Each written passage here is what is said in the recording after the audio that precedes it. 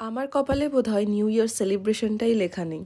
সবাই যখন ব্যস্ত বছরের শেষ দিনে সেলিব্রেশন করবে বলে, তাদের বন্ধুদের সাথে সময় কাটাবে বলে, তাদের ফ্যামিলি মেম্বার্সদের সাথে ঘুরবে বলে, আর আমি তখন ব্যস্ত আমার কাজে। হ্যাঁ, কাজটাই কিন্তু আমার মেইন প্রায়োরিটি, সব সময় আমি তাকে ইম্পর্টেন্স দিই।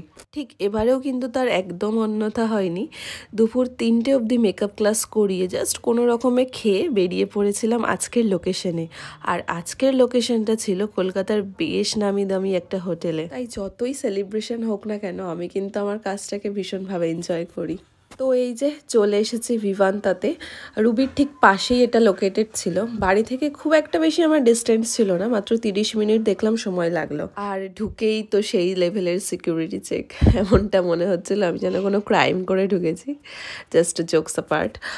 তো সিকিউরিটি চেকটা তো হবেই, কারণ সব হোটেলেই হয়। চেকিং পর্বটা মোটামুটি শেষ করে আমি তো কিছুতেই তার রুমটা খুঁজে পাচ্ছি না। 221 নাম্বার ছিল। তো অনেক খোঁজাখুঁজির পর এই যে ফাইনালি পেয়েছি। লাস্টের দিকে একটু ছিল, যেটা হওয়ার কথা ছিল ফার্স্টের দিকে। রুম এন্ট্রিটা হয়ে যাওয়ার পর দিদি দেখছিলাম তার লাঞ্চ করছিল, অ্যান্ড আমি সেই ফাঁকে আমার সেট আপটাও রেডি করে নিয়েছিলাম। Hello, high.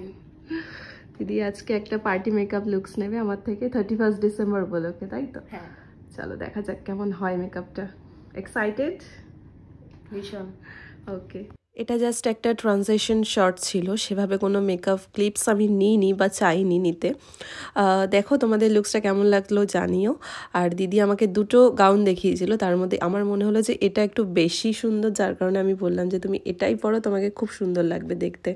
তো আমার কথা মতো দিদি এটাই পরলো, and this is the final result. ঠিকঠাক? দারুণ দারুণ, জাস্ট ফ্যাবুলাস। পছন্দ হয়েছে তো? হেয়ার স্টাইলটা বলো বিশেষ করে। আচ্ছা, নেক্সট সব পার্টি মেকআপে তোমার মানে একদম কনফার্ম বুকিং করব আমি। Okay, full satisfied. Thank you so much. আর তোমাকে নিউ ইয়ারের শুভেচ্ছা, অনেক খুব ভালো কাটাও। Thank you advance happy new year. Happy new year. Okay, tata tata.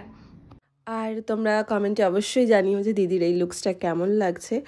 আর একটা কথা, যে অনেকেই পার্টি মেকআপ করতে চাও, বাট আমি ব্রাইডাল সিজনে সেভাবে কোনো পার্টি মেকআপ করি না, কারণ ভীষণ ব্যস্ত থাকি আমি।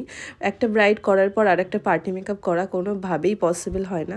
তো তোমরা যদি আমাকে অফ টাইমে চাও পার্টি মেকআপ করার জন্য, আমি অবশ্যই অ্যাভেলেবেল সেই সব ডেটের জন্য। And thank you so much এতটা দেখার জন্য।